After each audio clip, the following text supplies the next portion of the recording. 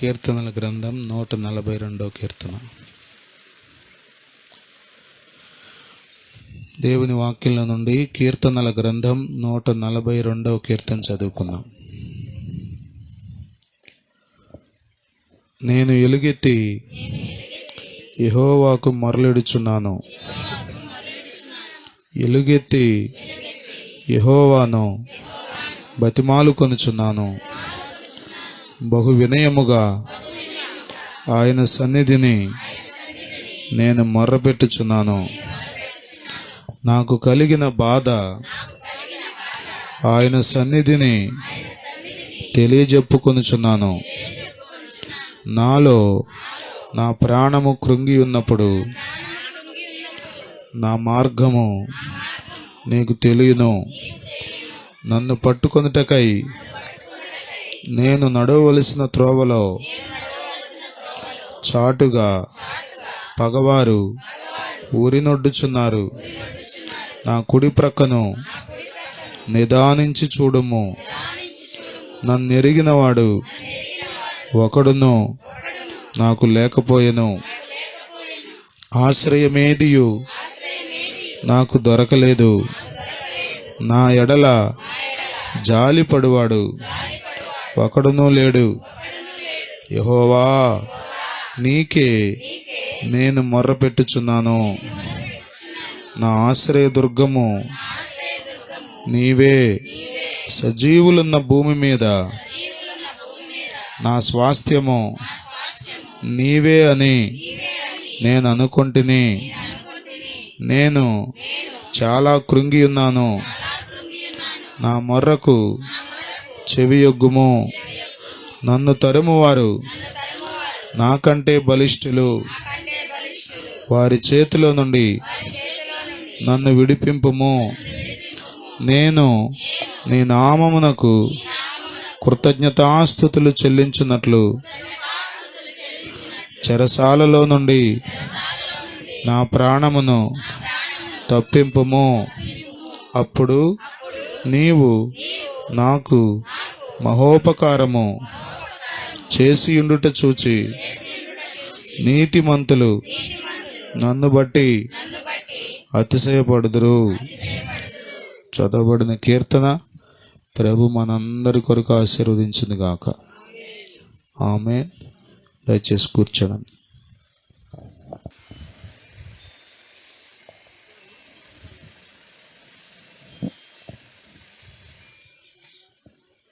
హల్లెలూయా, హల్లెలూయా. దేవుని పరిశుద్ధ నామమునకు మహిమ కలుగును గాక. మహాదేవుడును లోకరక్షకుడునైన యేసుక్రీస్తు వారి శ్రేష్టమైన నామంలో ఈ పునరుత్థాన ఆరాధనకు దేవుని సన్నిధికి కూడి వచ్చిన మీ అందరికీ వందనాలు. అందరికీ వందనాలు. దేవునికి స్తోత్రాలు. హల్లెలూయా, హల్లెలూయా, హల్లెలూయా. గుహలో ఉన్నప్పుడు దావీదు చేసిన ప్రార్థన ఈ 142వ కీర్తన.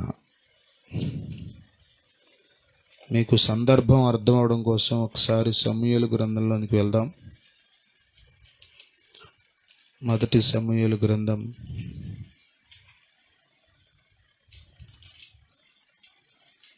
22వ అధ్యాయంలో దావీదు అదుల్లాము అనే గుహలో దాగుకొని ఉన్నాడు.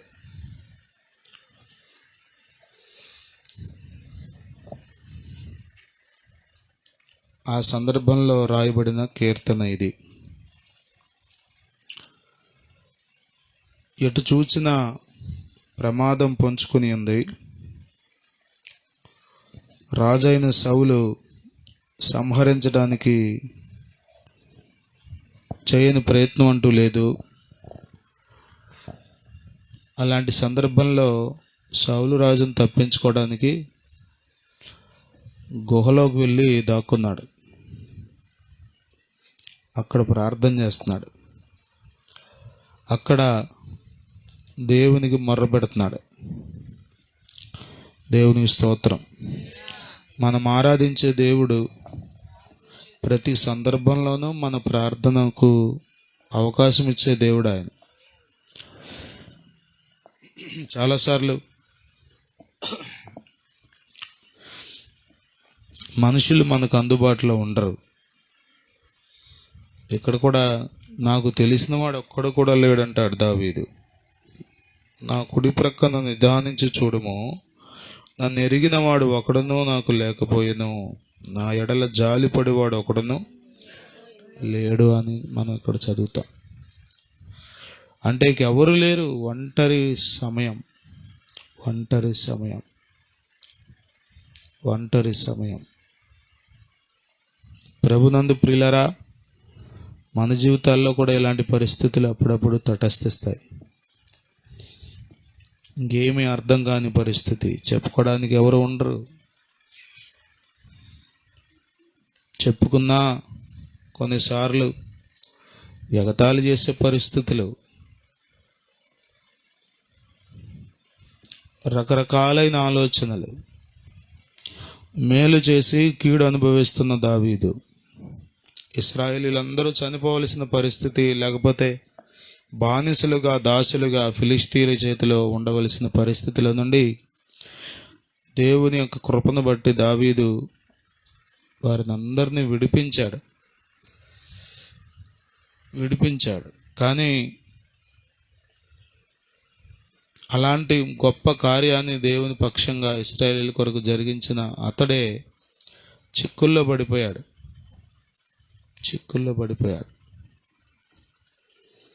ఒంటరివాడైపోయాడు.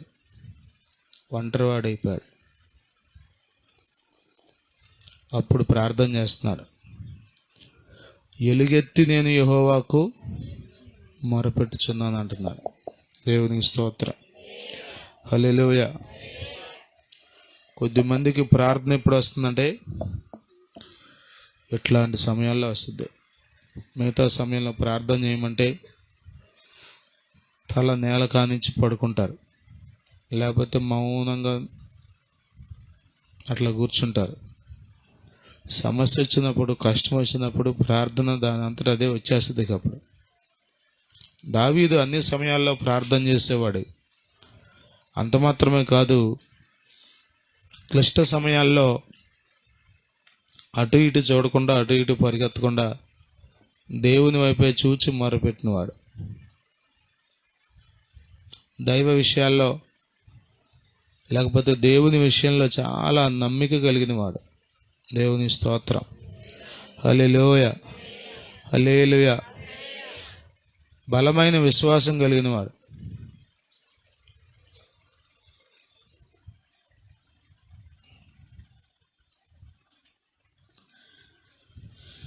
నాకు కలిగిన బాధ ఆయన సన్నిధిని తెలియజెప్పుకొనుచున్నానన్నాడు. ఇదొక మంచి అవకాశం. మనకు కలిగిన బాధ అంతా ఆయనకి చెప్పుకోవాలి. దేవుని స్తోత్రం, హల్లెలూయా. చాలాసార్లు మనం మనుషులకి చెప్పుకోవడానికి ప్రయత్నం చేస్తాం. ఎక్కడ దొరుకుతారా మనుషులని? ఏం చేయగలరు? అయ్యో పాపం అంత కష్టం వచ్చిందా అని నీ మీద సానుభూతి చూపగలరు. అంతకు మించి వారేమీ చేయలేరు. మన బాధ అంతా దేవునికి చెప్పుకోవడం అనేది మనకు అలవాటు అవ్వాలి. దేవునికి స్తోత్రం, హల్లెలూయా. ఆయన మంచి కాపరి, ఆయన మంచి కాపరి. దేవుడు మన బాధ వింటాడు. ఆ యొక్క ఫిలిప్పీ పత్రికలో మనం చదివితే ప్రతి విషయం మీరు దేవునికి తెలియపరచమంటాడు. ప్రతి విషయం, అది సంతోష విషయమా, బాధ కలిగించే విషయమా, మనుషుల ద్వారా దుఃఖం కలిగిన సందర్భమా, whatever may be the problem, whatever may be the situation, సమస్య ఏదైనా కావచ్చు, దేవునికి చెప్పుకోవాలి. దేవుని స్తోత్రం. నాకు కలిగిన బాధ ఆయన సన్నిధిని తెలియజెప్పుకొనుచున్నాను.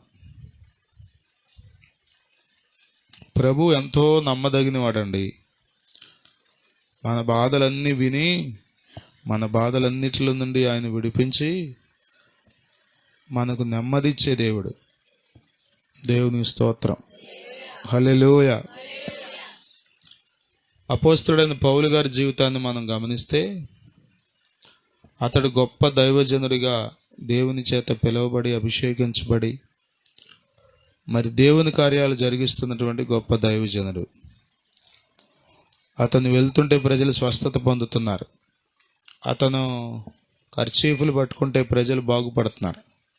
అతను నీడబడుతుంటే ప్రజలు విడుదల పొందుతున్నారు. అలాంటి పౌలు గారు ఒక బాధ కలిగి ఉన్నాడు. చాలాసార్లు మానవ జ్ఞానంతో మనం అనుకుంటాం, ఇంక వీళ్ళందరి కొరకు ప్రార్థన చేస్తారు కాబట్టి వీళ్ళకి ఏమీ రావని, వీళ్ళకి ఏ బాధలు ఉండవని. మరి గొల్యాతు లాంటి గొప్ప వాళ్ళని హతమార్చిన దావీదుకి బాధ వచ్చింది. అట్లాగే అపోస్తలుడైన పౌలు గారు కూడా ఎంతో అద్భుతమైన ఆశ్చర్యకరమైన కార్యాలు చేశాడు. ఆయన దేవుని కృపను బట్టి దేవుడే అతని ద్వారా జరిగించాడు. మరి బాధ వచ్చింది. శరీరంలో ఒక ముళ్ళు ఉంది అన్నాడు బైబిల్లో. దాని కొరకు దేవుని దగ్గర చెప్పుకోవడం మొదలుపెట్టాడు. దేవుని స్తోత్రం. హల్లెలూయా, హల్లెలూయా. దేవుని దగ్గర చెప్పుకోవడం మొదలుపెట్టాడు. మొదటిసారి చెప్పుకున్నాడు. దేవుడు అన్నాడు, నా కృప నీకు చాలును అన్నాడు. మరలా రెండవసారి చెప్పుకున్నాడు. అప్పుడు కూడా నా కృప నీకు చాలును అన్నాడు. మరలా మూడవసారి కూడా దేవుని దగ్గరికి వెళ్ళి బాధ చెప్పుకున్నాడు. మరి బైబిల్ పండితులు చెప్తారు, ఆయన కళ్ళు ఎప్పుడు పుసి కారుతూ ఉండేదంట. ఆయన కన్నుల్లో నుండి ఎప్పుడు ఈ నీళ్లు కారుతూ ఉండేవంట పౌలు గారి కళ్ళల్లో నుండి. వాక్యం చెప్తే లేకపోతే సువార్త ప్రకటిస్తుంటే కారే కాదంట. దేవుని మాటలు ప్రకటిస్తుంటే కళ్ళు బాగానే ఉండేయంట. మౌనంగా ఉండి ఆయన పైన ఆయన చేసుకుంటున్నప్పుడు మాత్రం ఎప్పుడు అందుకనే సువార్త ప్రకటించకపోతే నాకు శ్రమ అన్నాడు. అది భౌతికంగానే కాదు, ఆధ్యాత్మికంగా కూడా అంతే. గమనించండి, నా కృప నీకు చాలును అని దేవుని దగ్గర నుండి ముమ్మారు సమాధానం వచ్చిన తర్వాత మీరు పౌలును గమనిస్తే పౌలు గారు కొంచెం సర్దుకోండి ముందుకి. నాకు అలవాటే, మీకు అలవాటే, తప్పదుగా సర్దుకోండి. నాకు బాగా బాధ కలిగించేది ఏంటంటే సర్దుకోమని చెప్పటం. మీకు బాగా ఇష్టమైన విషయం ఏంటంటే మనిషి వచ్చినప్పుడల్లా సర్దుకోవటం. దేవుడు మిమ్మల్ని దీవించింది కాక. రైట్.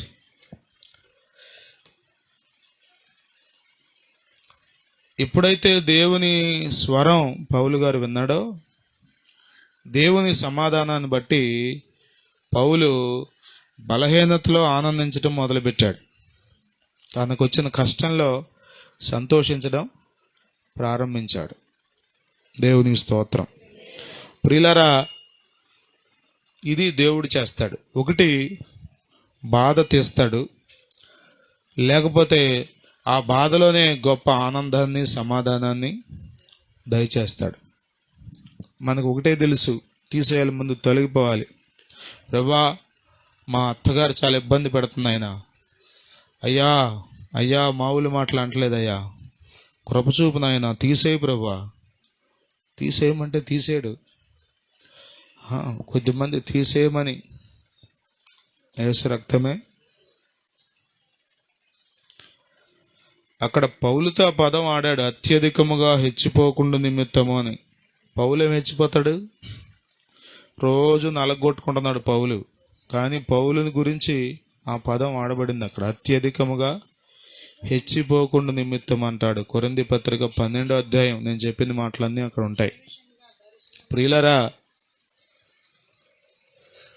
దేవునికి మనం బాధ చెప్పుకోవటం అనేది మనం అలవాటు చేసుకోవాలి.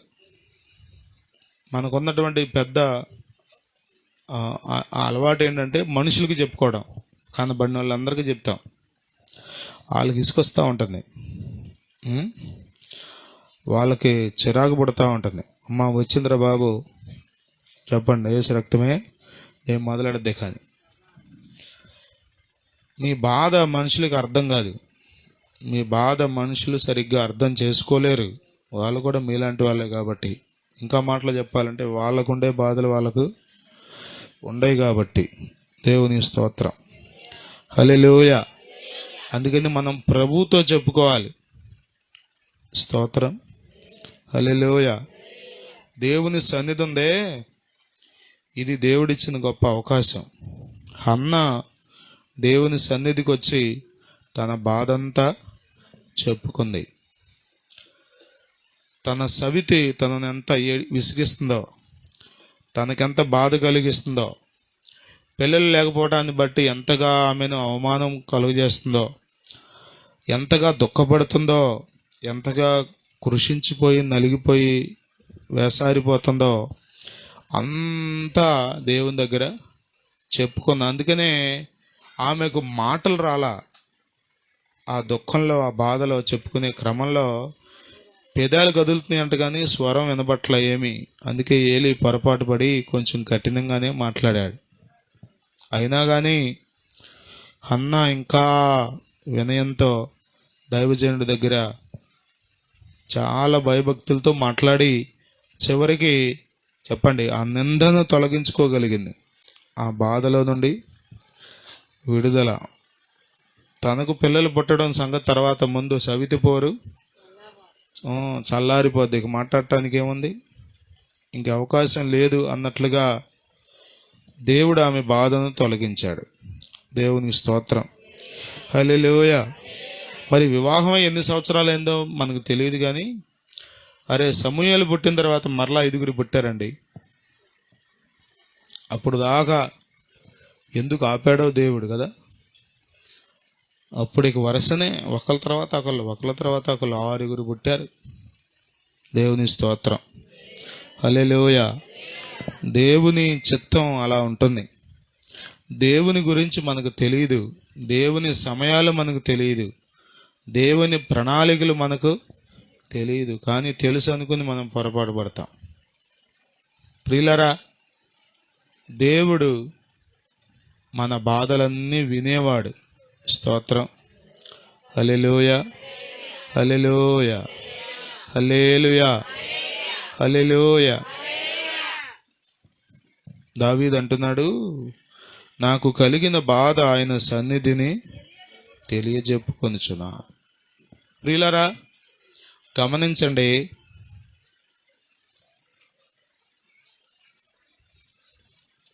దేవుని దగ్గర మాత్రమే మనం చెప్పుకోవడానికి అలవాటు పడాలి. మనుషుల దగ్గర చెప్పుకుందాం అనుకోండి, రకరకాలుగా వారు దాన్ని చిత్రీకరిస్తారు. నీ దగ్గర సానుభూతి పడ్డట్టుగా మాట్లాడతారు. బయటికి వెళ్ళి ఆగిందా అసలు మొన్నటిదాకా అసలు ఆగమంటే ఆగిందా? మరి రాకేం చేస్తుంది అని చాలా మంచిగా మీ గురించి చెప్తారు. లోపల ఉన్నదంతా కక్కేస్తారు కొద్దిమంది. లోపల ఉంటుంది కదా, అది ఓరవలేనితనం, మీకు అదంతా బయటకు వచ్చేస్తుంది అంతే. కానీ ప్రభు ఉన్నాడే, ఆయన నమ్మదగినవాడు. దేవుని స్తోత్రం. అందుకే యోహాను పత్రికలో కూడా మనం చదువుతాం, 1వ అధ్యాయం 7వ వచనంలో, మన పాపములను మనము ఒప్పుకొనిన ఎడల ఆయన నమ్మదగిన వాడును నీతిమంతుడును గనుక సమస్త దుర్నీతి నుండి మనలను పవిత్రులనుగా చేయనంటాడు. ఎక్కడ ఒప్పుకోవాలి? దేవుని దగ్గర ఒప్పుకోవాలి. దేవుని దగ్గర ఒప్పుకున్నప్పుడు ఏం చేస్తా అంటే, ఆయన నమ్మదగినవాడు. బాధ చెప్పుకున్నావా, నమ్మదగినవాడు. దేవుని స్తోత్రం, హల్లెలూయా. రక్తస్రావ రోగం కలిగిన స్త్రీ 12 సంవత్సరాల నుంచి బాధపడుతూ వస్త్రపు జంగు ముట్టుకుంటే చాలు అనుకుందంట. వెళ్ళింది, ముట్టుకుంది, స్వస్థత వచ్చింది, వెళ్ళిపోదాం అనుకుంది. కానీ ప్రభు ఊరుకోలా. ఎవరో నన్ను ముట్టుకున్నారని చెప్తే మొత్తానికి ఆగిపోయింది. వింటున్నారా? చూడండి, ఇటు చూడండి.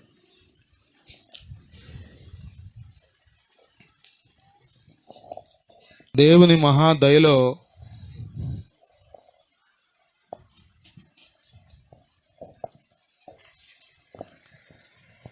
అక్కడ రాయబడి ఉంటుంది, మార్కు సువార్త 5వ అధ్యాయంలో తన సంగతి అంతా ప్రభువుకు చెప్పిందంట. దేవునికి స్తోత్రం, హల్లెలూయా. తన సంగతి అంతా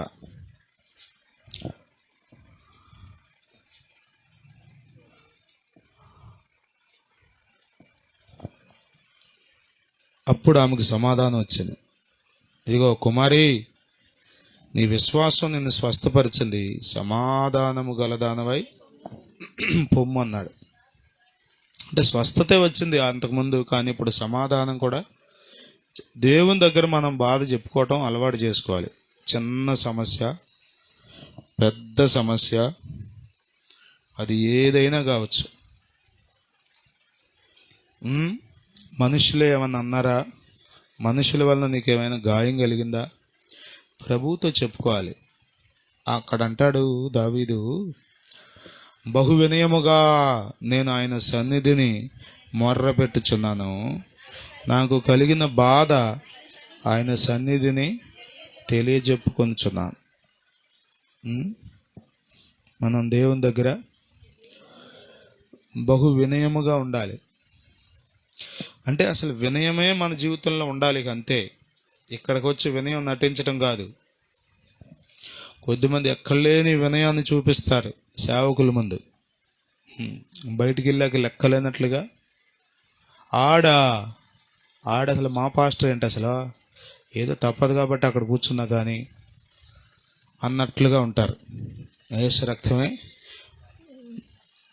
జయం. మనం ఎల్లప్పుడూ వినయం కలిగి ఉండాలి. దావీదు వినయానికి ఒక అడ్రస్ అన్నట్లుగా ఉంటాడు. ఎంతో వినయం కలిగి దేవుని సందులో మొర్రపెట్టాడు. ఆ గుహలో, అదుల్లాము గుహలో దావీదు చేసిన ప్రార్థన దేవుడు అసలు ఆ గుహలో ఉన్న వాళ్ళు చూస్తే మీరు చూస్తారు, అందరూ అప్పుల్లో ఉన్న వాళ్ళంట, ఇబ్బందులు. అసలు భలే టీం అనమాట. డ్వాక్రా గ్రూప్ ఎట్లాగో అట్లా దావీదుతో ఎవరున్నారంటే అందరూ అప్పుల్లో ఉన్నవాళ్ళు, ఇబ్బందుల్లో ఉన్నవాళ్ళు. మీరు చదవండి, 2వ వచనం చదవండి, 22:2. ఇబ్బంది గల వారందరూ ఎవరు? అప్పులు చేసుకున్న వారందరూ, అసమాధానముగా ఉండి వారందరూ అతని యొద్ద. బాగుందరా బాబు నాకు అన్నవాడు ఎవడో దావీదు దగ్గరికి రాలేదంట. ఇబ్బందిలో ఉన్నవాళ్ళు, అసమాధానంగా ఉన్నవాళ్ళు, అప్పుల్లో ఉన్నవాళ్ళు, వీళ్ళందరూ వచ్చి కూర్చున్నారంట. ఈయనేమన్నా బాగున్నాడా? ఈయనకి బాధలే. ఏదో అంటారికి రోలు వచ్చి మధ్యలోకి మొర్రెట్టుకుందని ఈయన బాధలో ఉన్నాడు. మళ్ళీ వచ్చిన వాళ్ళు కూడా వీళ్ళందరూ బాధలో ఉన్న వాళ్ళు వచ్చారు. కానీ వారిని అందరినీ ఆదరించి ధైర్యపరిచి పంపాడు. స్తోత్రం, హల్లెలూయా. దావీదు వలె మనము వినయము కలిగి మన బాధ అంతా ప్రభు సన్నిధిలో చెప్పుకునేటువంటి అనుభవంలోనికి మనం ఎదగాలి. హల్లెలూయా, హల్లెలూయా. సేవకులకు చెప్పుకోవడం మంచిదే, విశ్వాసులకు చెప్పుకోవడం మంచిదే. ఒకరి బాధలు ఒకరు విని ప్రార్థన చేసుకుంటాం. వీటన్నిటికీ మించి ప్రభువుకు చెప్పుకోవడం అనేది ఒక ఉత్తమమైన మార్గం. అట్టి విధానంలో మనం ముందుకు సాగిపోవదము గాక. ఆమేన్. ఈ కీర్తన ప్రభు మన వెనికిడిలో ఆశీర్వదించునుగాక. హల్లెలూయా, హల్లెలూయా, హల్లెలూయా.